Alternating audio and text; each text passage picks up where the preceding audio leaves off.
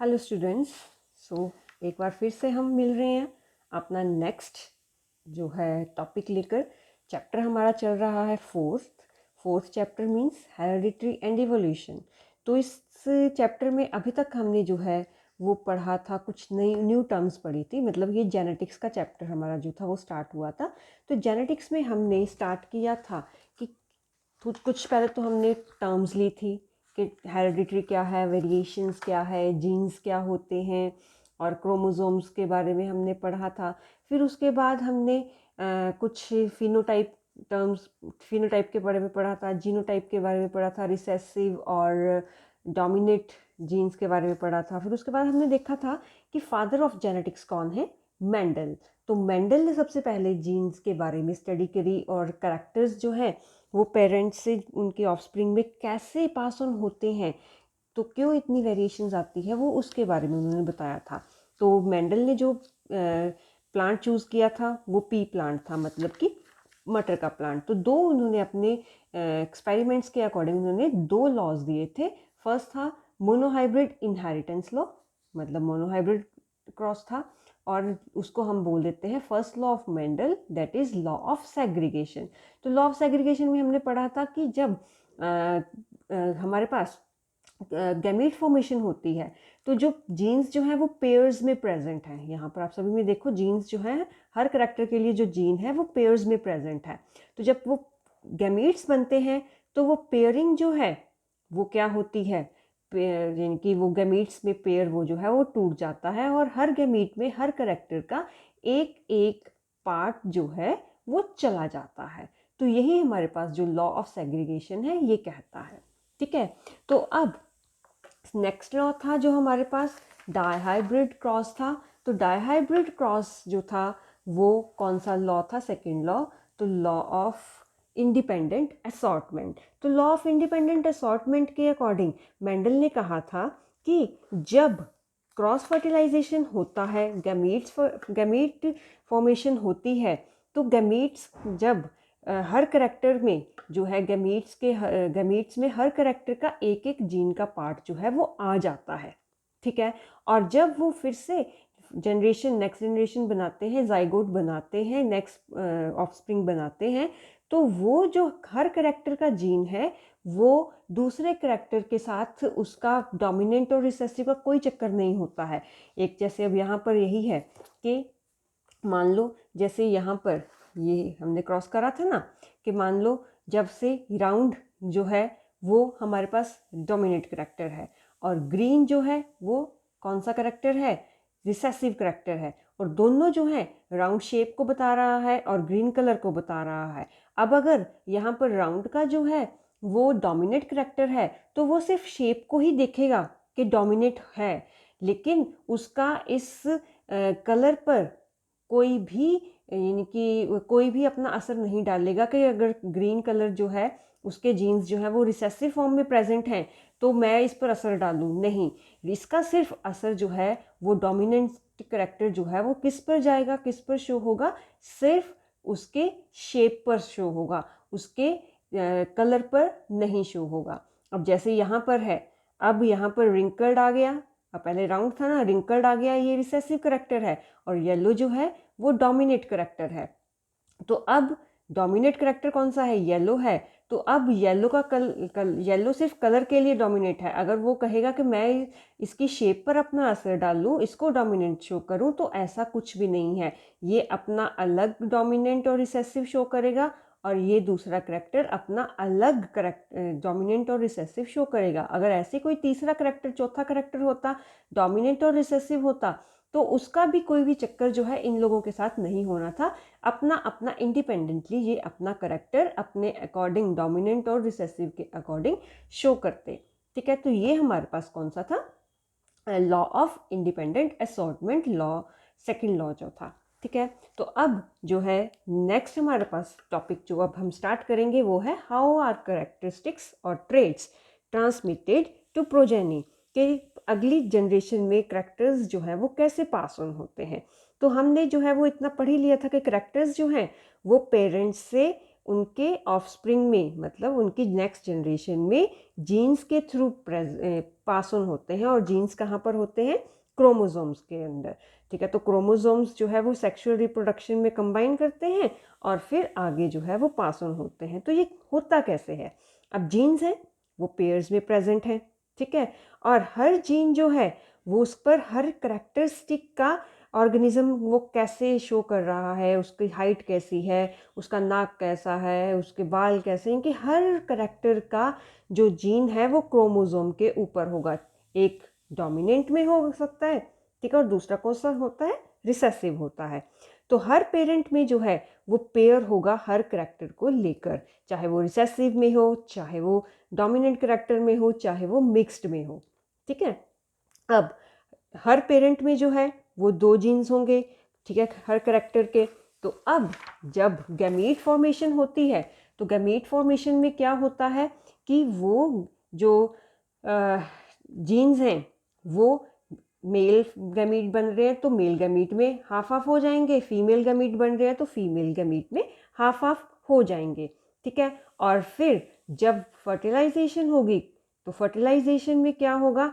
एक गैमीट जो है हाफ करेक्टर्स वाला फादर से आएगा और एक हाफ करेक्टर वाला गैमीट जो है वो फीमेल से आएगा और एक जाइगोट डेवलप होगा। अब वो जाइगोट में जो है वो फिर से सेम करेक्टर के पेयर्स बन जाएंगे। तो इस तरह से जो करेक्टर्स हैं वो पेरेंट्स से उनके ऑफस्प्रिंग में पास ऑन हो गए, जैसे ये है, ठीक है। चलो मैं ड्रॉ करके ही बताती हूँ आपको। तो जैसे यहाँ पर है, ये देखो, ये इन्होंने क्रोमोसोम को पता है, ये तो हमने स्टार्टिंग में पढ़ा ही था कि, सॉरी थोड़ा ड्रॉ करने में इसको हो रहा है, ठीक है। ये है, मान लो हमारे पास क्रोमोसोम एक पेयर हो गया, सॉरी एक क्रोमोसोम हो गया, ऐसे ही ये दूसरा हो गया, ठीक है। तो ये पेयर में प्रेजेंट होते हैं क्रोमोसोम, ठीक है। अब जैसे मान लो ये हाइट का है h, तो ये भी हाइट का होगा, स्मॉल h, कैपिटल H, कुछ भी रख सकते हैं, एग्जाम्पल है ये हमारी।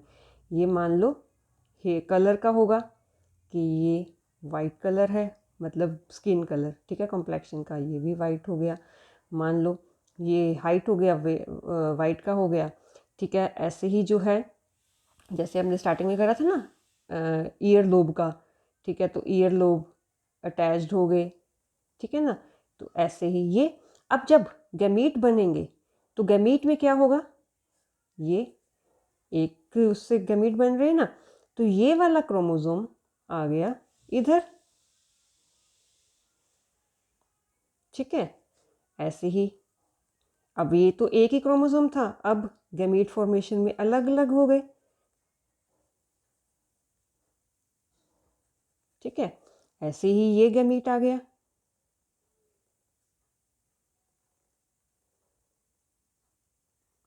ठीक है। ऐसे ही ये H हो गया, ये वाइट हो गया, और ये ईयरलोब का मान लो हमने किया, ठीक है।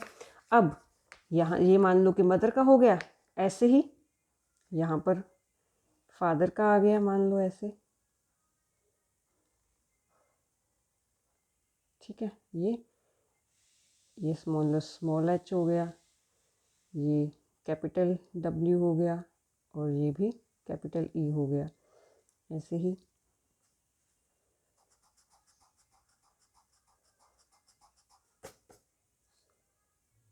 ठीक है ना।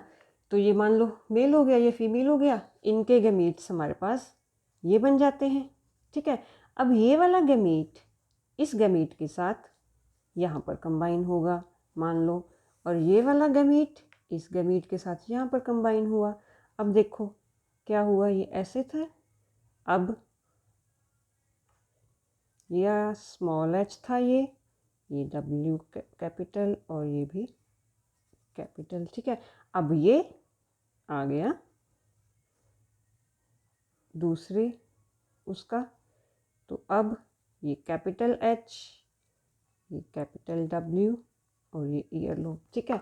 अब यहाँ पर ये करेक्टर अपने अपने शो करेंगे। अब जैसे ये है H कैपिटल स्मॉल है और ये कैपिटल H है, तो हेयर कलर हमने बोला था, तो हेयर कलर ब्लैक जो है वो डोमिनेट है, तो हेयर जो है वो कैसे हो जाएंगे, ब्लैक हो गए। ठीक है, स्किन कलर इसका वाइट हमने बोला था, दोनों डबल कैपिटल है तो वाइट हो गया। ईयर लोब हमने अटैच्ड बोली थी, तो अटैच्ड ईयर लोब जो है वो अटैच्ड होगी। ठीक है ना। तो इस तरह से एक क्रोमोसोम का एक स्ट्रिंग जो है वो फादर से आएगा, उसके फादर के करैक्टर आ गए, और दूसरा स्ट्रिंग जो है वो मदर से आएगा, उसमें मदर्स के करैक्टर आ गए। अब जब दोनों वो कंबाइन हो रहे हैं तो वो कैसे अपना जो इनकी अपने करैक्टर जो है वो फिर उस पर डिपेंड करता है कि कौन से करैक्टर वहाँ पर कंबाइन हो रहे हैं, डोमिनेट या रिसेसिव वहाँ पर कंबाइन होकर शो कर रहे हैं। तो अब यहाँ पर इसमें भी सारा यही बताया हुआ है। तो आप यहाँ पर देख सकते हैं कि ये करेक्ट क्रोमोसोम बताया हुआ है। जैसे इन्होंने एक ही यहाँ पर एग्जांपल लिया कि ये स्मॉल टी जो है वो डॉर्फनेस के लिए और कैपिटल टी टॉलनेस के लिए है। तो अब ये टॉलनेस को शो करेगा। ऐसे ही जो है वो अलग अलग करैक्टर के लिए ये सारे के सारे यहाँ पर आपके सामने दिए हुए हैं जीन्स क्रोमोसोम्स के ऊपर। तो हर करैक्टर का जीन जो है वो अपना एक फादर से लेकर आएगा, एक मदर से लेकर आएगा, और एक प्रोजेनी में बच्चे में एक पेयर जो है वो कंप्लीट होगा और अपना करैक्टर जो है वो शो करेगा।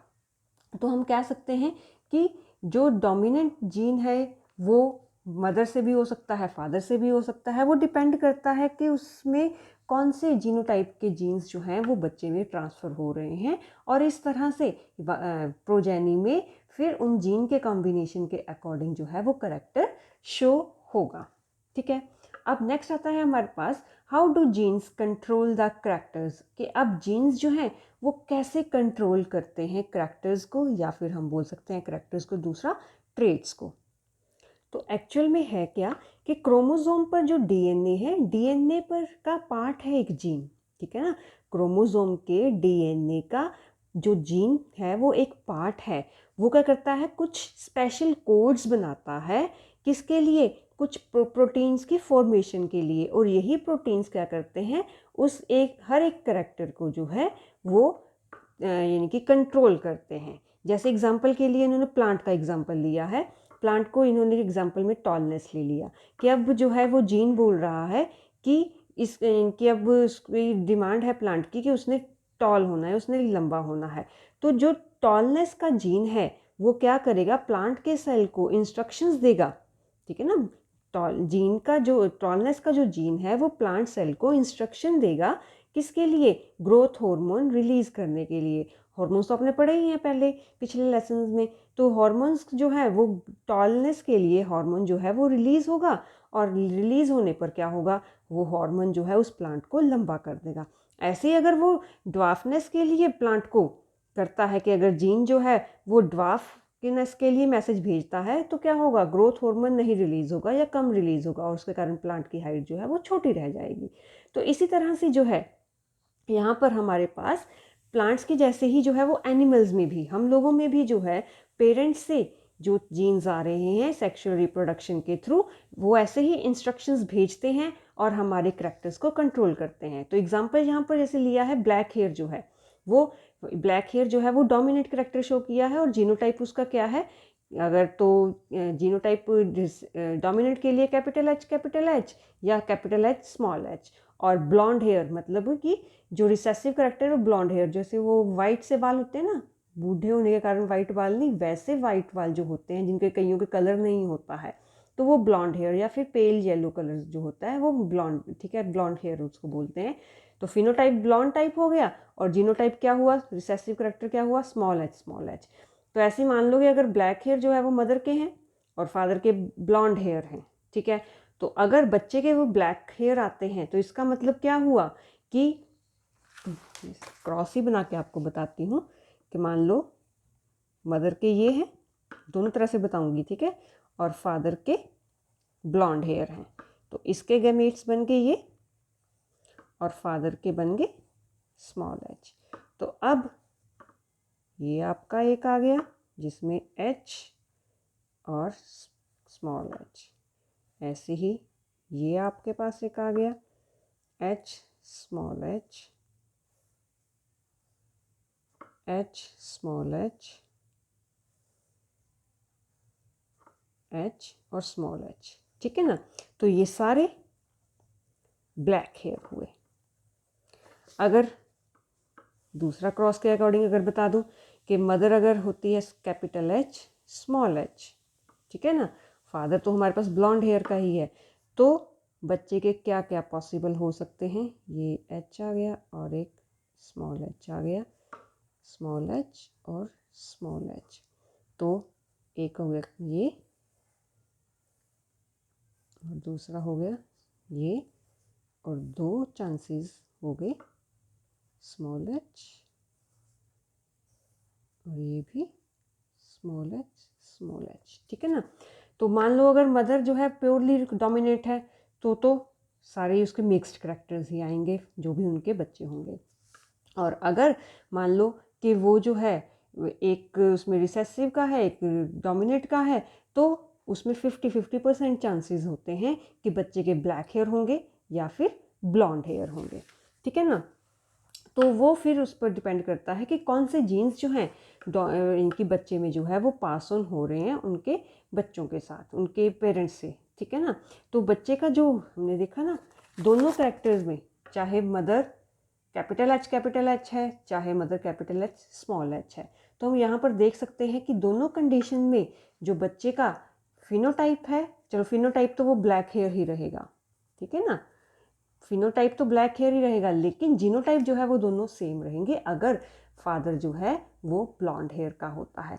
तो इस तरह से जीन्स जो हैं वो पेरेंट्स से बच्चों के बीच में जो है वो पास ऑन होते हैं, ठीक है। अब एक एग्जांपल हमारे पास और आता है ब्लड ग्रुप्स का, कि ब्लड ग्रुप्स कैसे जो है वो पर्सन से पेरेंट्स से बच्चों में पास ऑन होते हैं। तो ब्लड ग्रुप जो है वो हमारे पास 4 ब्लड ग्रुप्स आपको पता ही होगा, ए बी और ओ, ठीक है। तो ये जो है इसके लिए एक इनकी हमारे पास जो है, तो इसके लिए जो है हमारे पास ब्लड ग्रुप को जो कंट्रोल करता है जीन, वो 3 डिफरेंट टाइप्स के हैं, आई ए आई बी और आई ओ, ठीक है, आई ए आई बी और आई ओ। तो जीन आई ए और आई बी जो है वो डोमिनेंट है, दोनों ही डोमिनेंट है, ठीक है। तो इस जब दो हमारे पास दोनों आ गए तो उसको हम जो है वो क्या बोलते हैं, कोडोमिनेंट, के एक करैक्टर में दो या दो से ज़्यादा जीन्स डोमिनेंट हो जाते हैं तो वो उसको हम कोडोमिनेंट बोल देते हैं, ठीक है। तो आई ए और आई बी जो है वो डोमिनेंट है किसके ऊपर, आई ओ के ऊपर, मतलब आई ओ जो है वो क्या है, एक रिसेसिव करैक्टर है, ठीक है। तो अब ब्लड 3 जीन्स जो हैं वो ब्लड को क्या कर रहे हैं, कंट्रोल कर रहे हैं। तो अब हमारे पास क्या क्या कॉम्बिनेशंस बन सकते हैं ब्लड ग्रुप के। अगर किसी पर्सन का ब्लड ग्रुप जो है वो ए है, ए पॉजिटिव नेगेटिव कुछ भी, तो वो क्या हो सकता है, आई ए और आई ए हो सकता है, इसमें तो प्योरली आ गया वो, ठीक है, ए है। या फिर क्योंकि अब हमारे पास रिसेसिव करैक्टर ओ है तो यहाँ पर भी जो है वो क्या होगा, ए ही शो होगा, क्योंकि जिसका कोई अपना है ही नहीं है करैक्टर, ये रिसेसिव है, ठीक है। ऐसे ही अगर हमारे पास बी आता है ब्लड ग्रुप, आई बी हो गया और आई बी हो गया, तो ये बी ही शो करेगा, या फिर आई बी और आई ओ हो गया, तो ये भी क्या शो करेगा, बी ही शो करेगा, क्योंकि ओ जो है वो रिसेसिव है। ऐसे ही हमारे पास आता है अगर ब्लड ए बी भी सुना होगा ना, A B positive A B negative, तो अब हमने पढ़ा है कि ए और बी जो है वो कैसे हैं, कोडोमिनेंट हैं, वो इकट्ठे एक एलील पर ए होगा एक एलील के ऊपर बी होगा, तो ये जो है इकट्ठा अपना शो करेंगे तो ये ए बी बन जाते हैं, इसमें ओ आएगा ही नहीं क्योंकि हमारे पास दोनों एलील्स में अलग अलग ग्रुप्स जो हैं वो प्रेजेंट हैं। जब हमारे पास ओ आएगा तो ये तो वैसे ही रिसेसिव करैक्टर है, तो आई ओ और आई ओ, ठीक है, तो ये हमारे पास कौन सा हो गया, ओ ब्लड ग्रुप हो गया। तो इस तरह से ये जीनोटाइप्स जो हैं ब्लड ग्रुप के वो हमारे सामने आ जाते हैं, ठीक है। तो यहाँ पर एक एग्जांपल भी आपके पास दी है कि अगर एक पर्सन का शादी जो है वो ए ग्रुप का था, उसकी शादी जो है वो ओ पॉजिटिव ओ ग्रुप के ब्लड के साथ जो है वो होती है, लेडी के साथ। तो अब उनका एक बच्चा होता है, तो बच्चे का क्या होगा, ठीक है ना, वो किस पर डिपेंड करता है। तो अब यहाँ पर है, अब जिसका ए है वो ए भी हो सकता है, ए ओ भी हो सकता है, और लेडी का तो ओ था तो उसका तो प्योरली ओ ही होगा, ठीक है। तो अगर ए और ए ड्रॉ करके बताती हूँ आपको, ये एग्जांपल बड़ी इंटरेस्टिंग है। ये हो सकता है फादर का, या फिर ये हो सकता है। मदर का तो हमने पढ़ ही लिया कि उसका ओ और ओ है, ठीक है। अगर फादर प्योरली डोमिनेंट है तो क्या होगा, एक ये बना, एक ये बना। मदर तो प्योरली ही है क्योंकि वो ओ है, तो ये बन गया और ये दूसरा बन गया। तो हर चांस में यहाँ पर क्या होगा, ए बनने के चांसेस हैं। आई ए आई ओ, आई ए आई ओ, आई ए आई ओ, ठीक है ना। तो यहाँ पर चांसेस हुए कि बच्चा जो है वो ए ब्लड ग्रुप का होगा। अगर फादर का जो है जीनोटाइप उसमें ये आता है ए ओ, ठीक है ना, मदर का तो वही चलेगा। तो अब फादर का अगर ये आता है, एक ये बन गया, एक ये बन गया, तो मदर का तो सेम ही बनेगा, उसमें तो प्योरली है ही वो। तो अब यहाँ पर हमारे पास क्या हुआ, आई ए आई ओ, ये भी क्या करेगा, आई ए आई ओ, और यहाँ पर ये तो प्योरली शो करेगा ओ ओ, और ये भी प्योरली शो करेगा ओ ओ। तो यहाँ पर हम देख रहे हैं 100% चांसेस है बच्चे के ए ग्रुप आने के, और इसमें हमने देखा 50% चांसेस हैं ए आने के और 50% चांसेस हैं ओ ब्लड ग्रुप आने के, ठीक है ना। तो यहाँ पर भी ये ऐसे ही एक्सप्लेन किया है कि अगर ऐसा हमारे पास आई ए है तो वहाँ पर जीन्स जो हैं वो हमें ए ही मिलेगा ब्लड ग्रुप का, ठीक है। और अगर हमारे पास आई ए आई ओ है तो वहाँ पर बच्चे का ब्लड ग्रुप जो है वो ए भी आ सकता है या फिर ओ भी आ सकता है, ठीक है ना। तो इसी तरह से एक और यहाँ पर जो है हमारे पास आ जाता है कि पेरेंट्स जो है एक तो ये भी लेकर चलते हैं, और अब सेक्स भी जो है बच्चे का वो कैसे हो सकता है, मतलब कि वो मेल है या फीमेल है, तो वो भी करेक्टर जो है वो पेरेंट्स से, मेनली फादर से करेक्टर जो है वो पास ऑन होता है।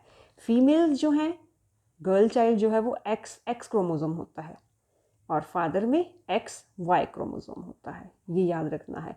अगर एक्स कंबाइन कर रहे हैं तो वो फीमेल है, अगर उसमें एक क्रोमोसोम एक्स है और दूसरा क्रोमोसोम वाई है तो वो जो है हमारे पास क्या आ जाता है, नेक्स्ट बॉय आ जाता है, ठीक है ना। तो सेक्स डिटर्मिनेशन पर हम जो वीडियो है वो नेक्स्ट टॉपिक में करेंगे। Till then stay safe, take care of yourself and your family and study hard. और हाँ, अगर किसी को कोई प्रॉब्लम हो तो वो कमेंट बॉक्स में अपनी प्रॉब्लम शेयर कर सकता है, we will try to solve it. Bye bye.